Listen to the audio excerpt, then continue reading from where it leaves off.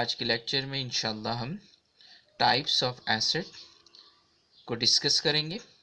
दो किस्म के एसिड की नॉर्मली काइंड होती है, एक आपके पास करंट एसिड, दूसरा आपके पास non current asset. Non current asset को स्टूडेंट फिक्स एसिड भी बोला जाता है और नॉन करंट एसिड को प्लांट प्रॉपर्टी एंड इक्विपमेंट भी कहा जाता है, या उसको शॉर्ट में हम प्लांट एसिड भी कहते हैं। स्टूडेंट आए, अब हम समझते हैं कि करंट एसिड क्या होता है। What is mean by current acid? कि करंट एसिड क्या है? करंट एसिड क्या है? एनी एसिड, किसी भी कोई सा भी acid, any acid that is fully converted, that is fully converted, any acid that is fully converted into cash।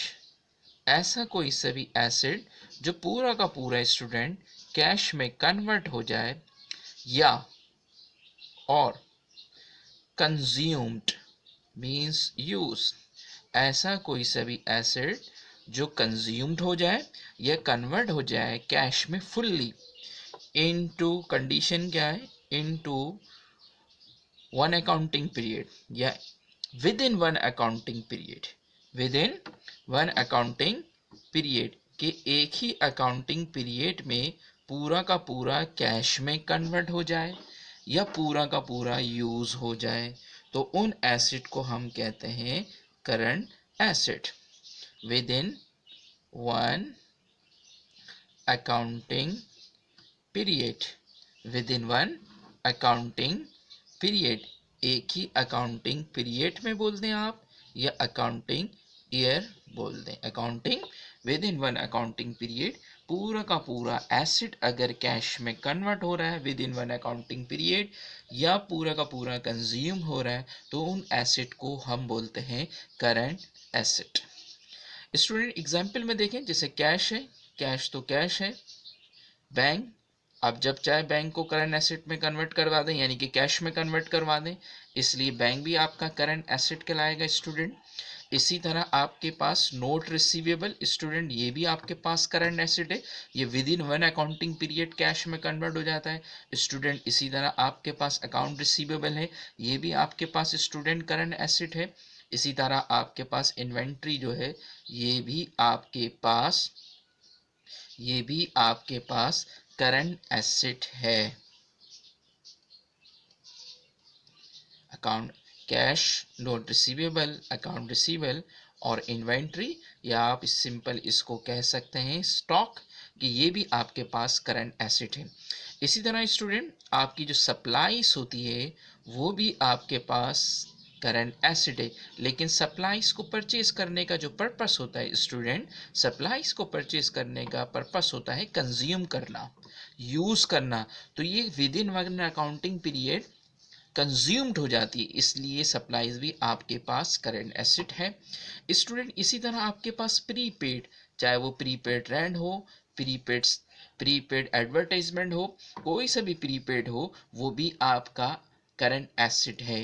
क्यों करंट एसिड है? क्योंकि प्रीपेड हम एडवांस में पे करते हैं, और एडवांस में अगर पे किया तो वो आपका एसिड होता है, और ये भी प्रीपेड जो with in one accounting period consume हो जाता है पूरा का पूरा कैश में, इसलिए स्टूडेंट प्रीपेड भी आपके पास करंट एसिड है स्टूडेंट। अब आए दूसरी टाइप जो है एसिड की, जो दूसरी टाइप है जिसे हम नॉन करंट एसिड भी कहते हैं, फिक्स एसिड भी कहते हैं, या उसका तीसरा नाम जो है प्लांट प्रॉपर्टी एंड इक्विपमेंट, या उसको सिंपली हम प्लांट एसिड कहते हैं स्टूडेंट। ये जो प्लांट एसिड होता है मींस फिक्स एसिड, इसका जो परचेज करने का ऑब्जेक्टिव होता है इसको इस्तेमाल करना, तो प्लांट एसिड यानी कि प्लांट प्रॉपर्टी एंड इक्विपमेंट, इसको हम करते हैं, इसको हम परचेज करते हैं इस्तेमाल करने के लिए।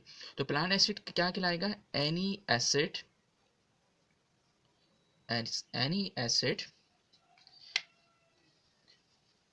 any acid that is not consumed within one accounting period, any acid that is not fully means completely, any acid that is not fully consumed consume, कि ऐसा एसेट जो कि नॉट फुल्ली कंज्यूम हो with in one accounting period, with in one accounting period, एक ही accounting period में student अगर वो पूरा का पूरा कंज्यूम नहीं हो रहा, तो इसका मतलब है वो आपके पास प्लांट एसिड है।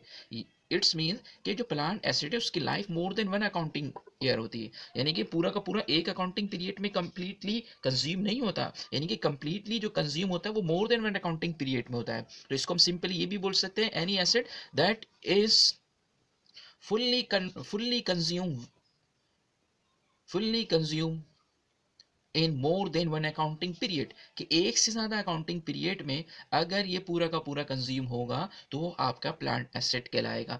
जैसे आपके पास लैंड है स्टूडेंट, ये आपका प्लांट एसेट है, लैंड है। इसी तरह स्टूडेंट आपके पास बिल्डिंग है, बिल्डिंग भी एक ही अकाउंटिंग पीरियड में पूरा का पूरा कंज्यूम नहीं होती, बिल्डिंग भी जो है आपका एक ही अकाउंटिंग पीरियड में पूरा का पूरा कंज्यूम नहीं होती। इसी तरह आपके पास है स्टूडेंट मशीन या मशीनरी, ये भी आपके पास प्लांट एसिड है, क्योंकि ये भी आपके पास एक ही अकाउंटिंग पीरियड में पूरा का पूरा कंज्यूम नहीं होती। इसी तरह स्टूडेंट आपके पास इक्विपमेंट है, ये भी आपका प्लांट एसिड है, क्योंकि ये पूरा का पूरा एक्सपायर होता है more than one accounting period में, यानी कि इनकी नेचर परमानेंट होती है, ये एक से ज़्यादा अकाउंटिंग पीरियड में पूरा का पूरा कंज्यूम होते हैं, इसलिए इन एसिड को हम क्या कहते हैं, प्लांट एसिड। जैसे लैंड बताया आपको मैंने, बिल्डिंग बताई, मशीन बताई, इक्विपमेंट बताया। इसी तरह स्टूडेंट आपके पास फर्नीचर, ये भी आपके पास क्या है, फिक्स एसिड है। इसी तरह आपके पास स्टूडेंट फिक्सचर, ये भी आपके पास। इसी तरह स्टूडेंट आपके पास व्हीकल्स, या इसे हम ऑटोमोबाइल भी बोल सकते हैं, जो गाड़ियां वगैरह होती हैं स्टूडेंट, इनकी भी life more than one accounting period होती है, यानी कि एक ही अकाउंटिंग पीरियड में ये पूरा का पूरा कंज्यूम नहीं होते, इसलिए इन एसिड को स्टूडेंट हम non current acid, fix acid या प्लांट प्रॉपर्टी एंड इक्विपमेंट कहा जाता है। ऐसे एसिड जब by default in nature permanent nature होते हैं, यानी कि एक ही अकाउंटिंग में पूरा का पूरा कैश में कन्वर्ट, पूरा का पूरा यूज नहीं हो पाता, पूरा का पूरा कंज्यूम नहीं होता, होता है कंज्यूम, मगर कुछ पार्ट जो है एक ही अकाउंटिंग पीरियड में कंज्यूम होता है। पूरा का पूरा कंज्यूम होने के लिए इनको रिक्वायर्ड होता है more than one accounting period, इसलिए इनको कहा जाता है प्लांट एसिड, इसलिए इनको कहा जाता है नॉन करंट एसिड।